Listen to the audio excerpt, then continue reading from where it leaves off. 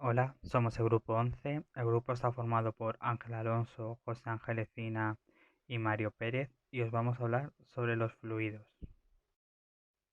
El contenido de que os vamos a hablar es definiciones de fluido, fuerza en un fluido, viscosidad, fluidos newtonianos y no newtonianos, separación de fluido y densitometría.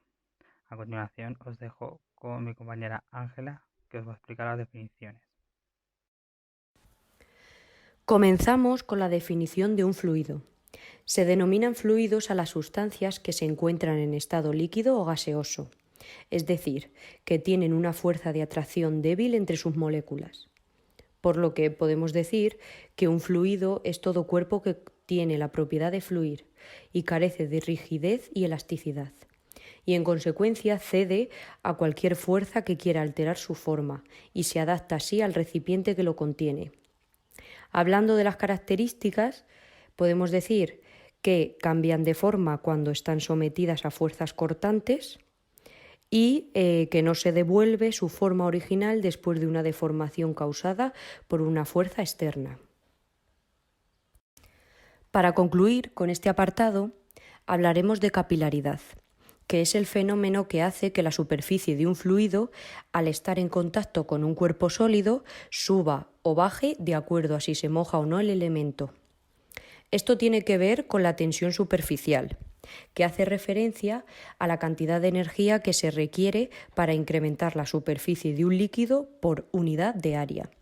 Un ejemplo es con una servilleta de papel, ya que si colocamos dicha servilleta de papel que toque la superficie del agua y que salga de un recipiente, mediante el proceso de capilaridad, el agua puede desplazarse por la servilleta llegando a salir del recipiente. En este apartado hablaremos de fuerzas en un fluido.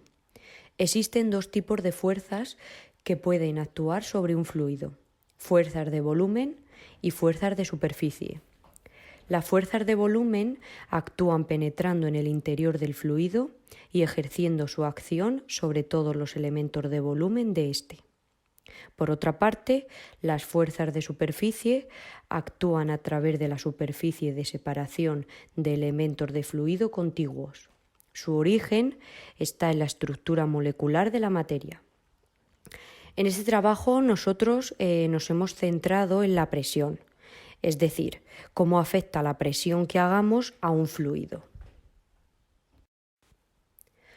Como nos vamos a centrar en la presión, lo primero es definirlo, por lo que la presión es una magnitud que mide el efecto deformador o capacidad de penetración de una fuerza y se define como la fuerza ejercida por unidad de superficie.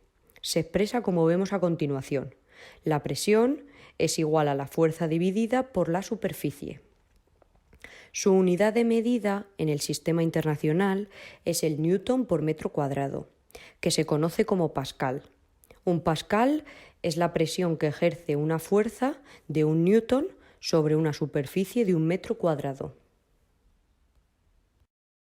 El principio o ley de Pascal es una ley enunciada por el físico y matemático francés Blaise Pascal, que podemos resumir así. La presión ejercida en un fluido que está dentro de un recipiente se transmite con igual intensidad por todos los puntos del fluido. El aparato relacionado con la presión es la prensa hidráulica, que ésta es capaz de generar una fuerza elevada aplicando sobre ella una fuerza más pequeña. Su funcionamiento se basa en el principio de Pascal, ya que, al ejercer presión sobre un líquido, como no se puede comprimir esa presión, se transfiere al volumen que contiene.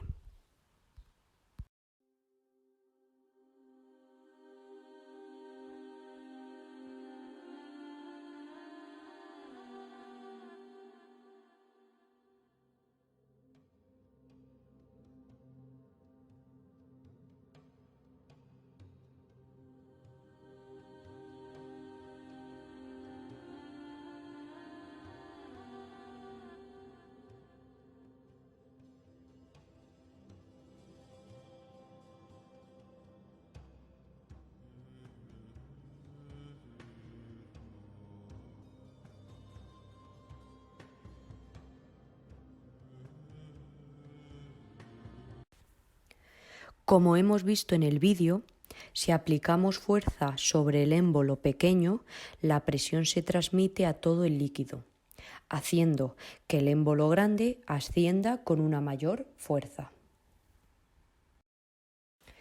Para finalizar, podemos decir que las prensas hidráulicas son un mecanismo que está formado por vasos comunicantes.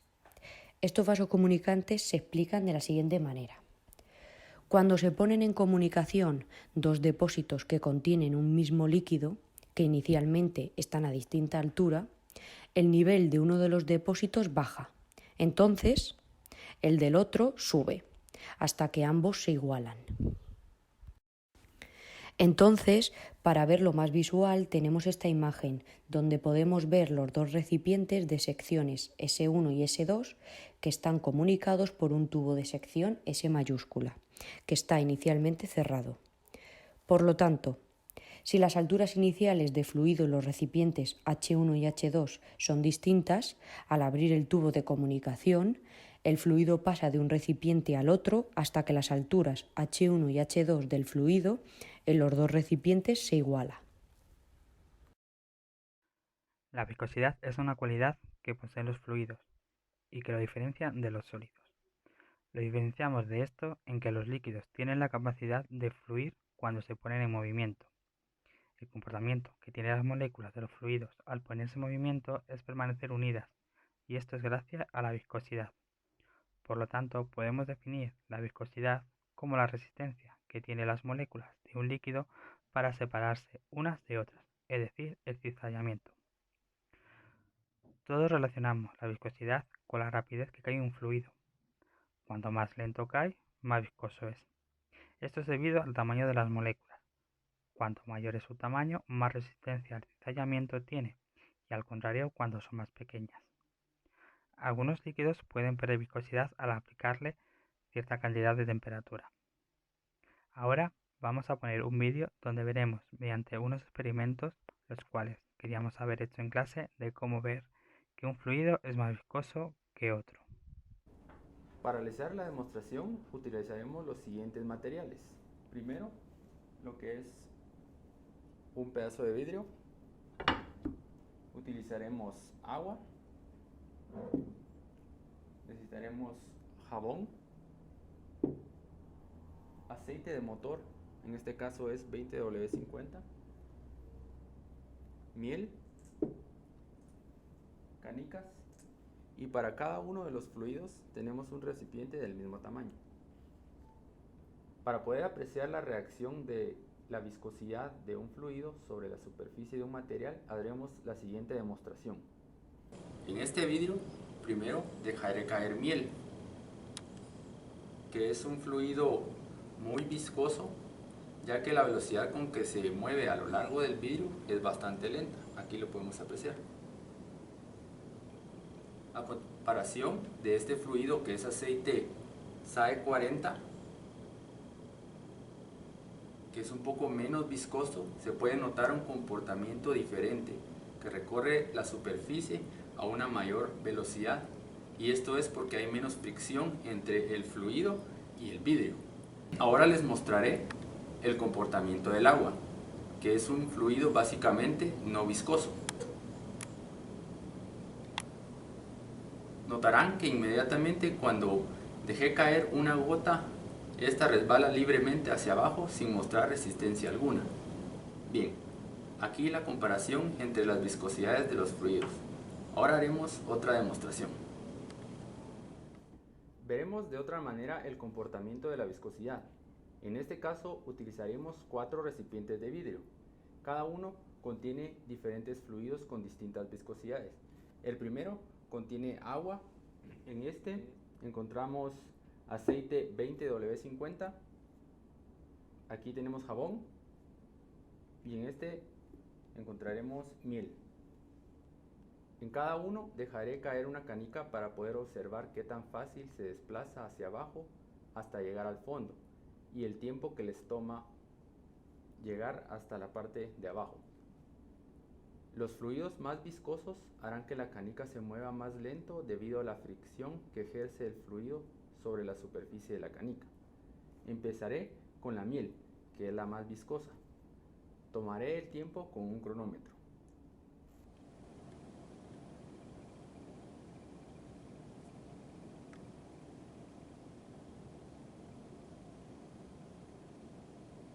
Bien, en este caso la canica le ha tomado 6.82 segundos en llegar hasta el fondo.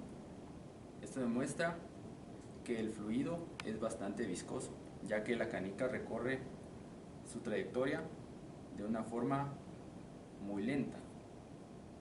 Es el turno del jabón. Vamos a tomar el tiempo.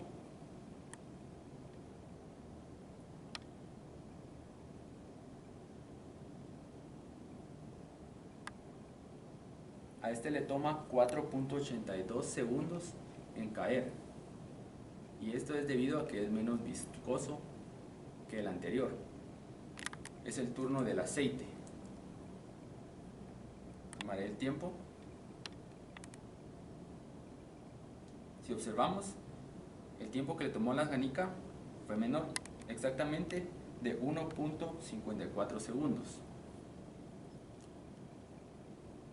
Es el turno del agua.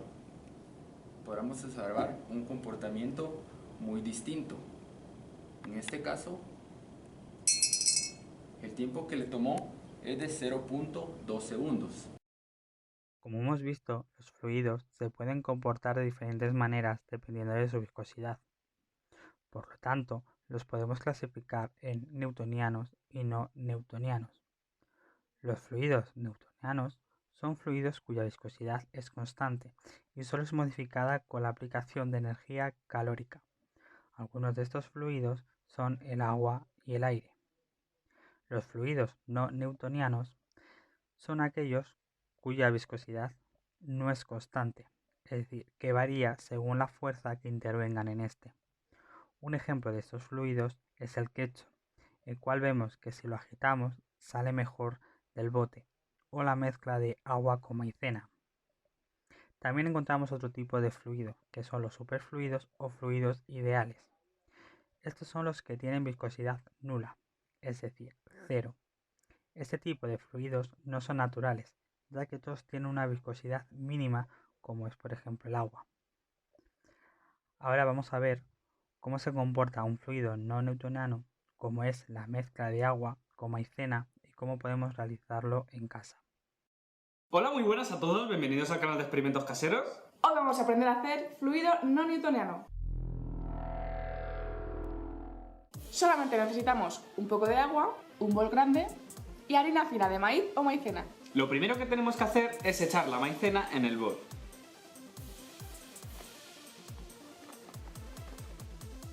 A continuación echamos un poquito de agua.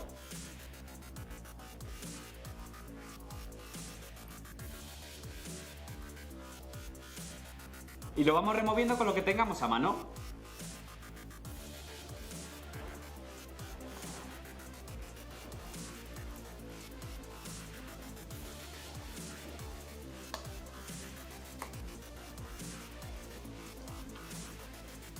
Y una vez tengamos nuestra mezcla hecha, que en apariencia es líquido, en realidad si le aplicamos presión actúa como un sólido.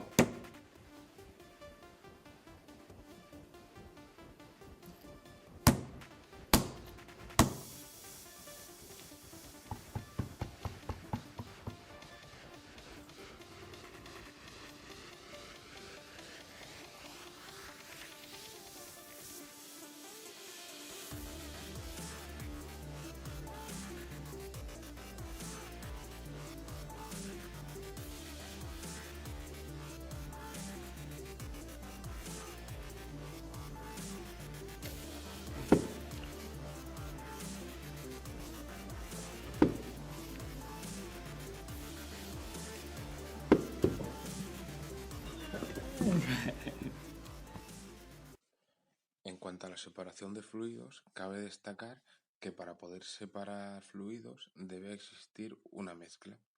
Hay dos tipos. Mezclas homogéneas, en las que apenas se distinguen los componentes que forman la mezcla, y mezclas heterogéneas, que es menos uniforme y se notan de manera muy marcada los diferentes componentes. A continuación vamos a hablar de los procesos que se utilizan para realizar una separación de mezclas. En primer lugar hablamos de la decantación. Es el método más sencillo y se utiliza para separar dos líquidos que no se disuelven entre sí. Para esto utilizaremos una ampolla o embudo de decantación. El proceso consiste en que para separar los dos fluidos se deja en reposo hasta que el que tiene más densidad se queda en el fondo y le dejamos caer a otro recipiente. A continuación tenemos la flotación, que es un tipo de decantación utilizado para separar un sólido con menos densidad que el líquido en el que se encuentra suspendido. El siguiente proceso para separar fluidos es la destilación. Se utiliza para separar dos líquidos miscibles entre sí. Esto quiere decir que se pueden mezclar, pero con distinto punto de ebullición. Para este proceso lo que hacemos es aplicar calor a altas temperaturas a la mezcla. Así el líquido más volátil se evapora y el otro se queda intacto. El líquido que se ha evaporado lo recuperaremos más tarde mediante la condensación. Existen dos tipos de destilación dependiendo de la mezcla que queramos separar. Se encuentra la simple, en la que se separan dos líquidos, y la fraccionada, en la que podemos separar un sólido de un líquido. El último proceso de separación de fluidos del que vamos a hablar es la cromatografía. Es un conjunto de diferentes métodos de separación de mezclas. Se utiliza para separar e identificar mezclas complejas. Existen varios tipos, de papel, de columna, de capa delgada y de gas. Pero todos utilizan el mismo principio, que es la capilaridad, que consiste en que una sustancia se desplaza a través de un medio determinado. Al medio le llamaremos fase estacionaria y a la sustancia fase móvil. La fase móvil se desplaza ya que existe una atracción con la fase estacionaria. La intensidad que produce esta atracción varía dependiendo de la sustancia, por lo que el desplazamiento se produce a diferentes velocidades. Aprovechamos estas diferencias de velocidades para separar la mezcla, y la sustancia más soluble se desplaza más rápido y las otras se quedan rezagadas. Ahora vamos a hablar de la densitometría. Y para empezar vamos a definir la densidad como la cantidad de masa por unidad de volumen de una sustancia. Es decir, cuanta más masa tenga un cuerpo en un mismo volumen, mayor será su densidad. La fórmula de la densidad es P igual a M partido de V, donde P es la densidad, M es la masa y V el volumen. Existen dos tipos de densidades. Encontramos la densidad absoluta, que es la relación entre masa y volumen, que es la fórmula expuesta anteriormente, y la densidad relativa, que es la relación entre la densidad absoluta de un objeto y la densidad de referencia. La densidad de referencia es la del agua destilada, que son 1000 kilogramos por metro cúbico. A continuación vamos a ver la densitometría y la veremos como una técnica a través de la cual se puede determinar la densidad de una sustancia, un cuerpo e incluso parte del cuerpo humano. El procedimiento más utilizado se basa en la proporción de luz que deja pasar y retiene una determinada masa. También tenemos un instrumento para averiguar la densidad de los líquidos sin tener que calcular previamente su masa, conductividad y temperatura.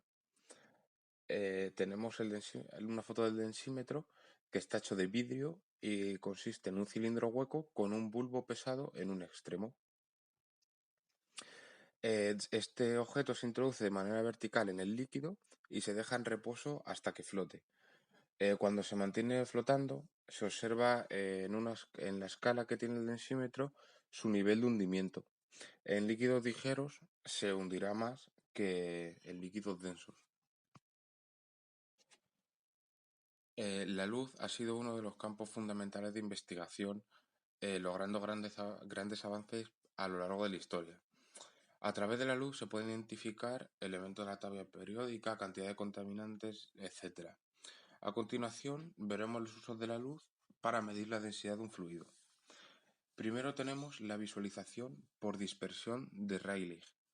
Este fenómeno es el que hace que veamos el cielo azul y consiste en que los rayos de luz inciden sobre las moléculas de aire. Estas se excitan y forman dipolos. La carga positiva se va hacia un lado y la negativa hacia el otro lado de la molécula.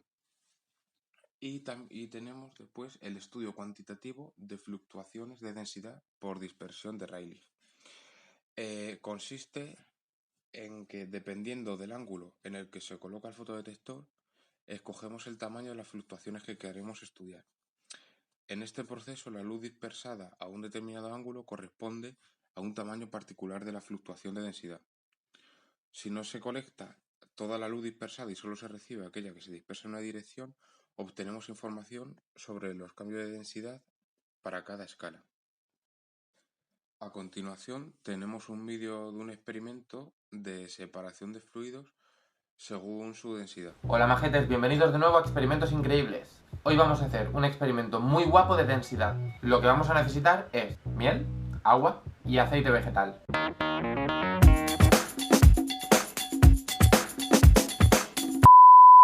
Vamos a verlo. Lo primero que vamos a hacer es poner la miel.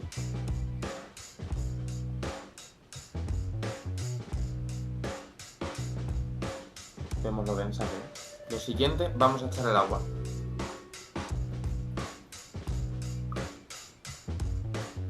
De colorante para que se diferencie bien.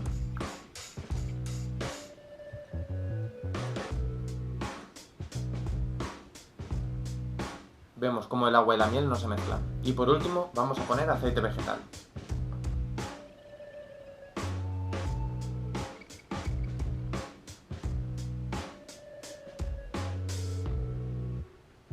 Vemos cómo tampoco se mezcla con el agua. Mola, ¿eh? Lo siguiente que voy a hacer es echar una moneda y vamos a ver lo que pasa.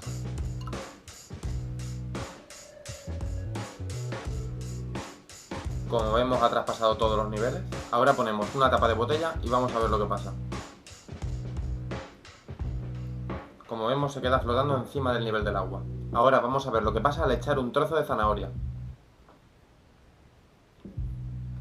Como podemos ver, ha atravesado el nivel del aceite y el nivel del agua y se ha quedado estancado encima de la miel. Ahora vamos a echar un tornillo y vamos a ver lo que ocurre.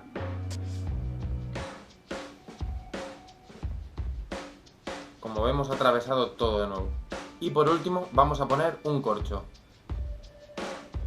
Y ¡boom! El corcho se queda en la parte de arriba.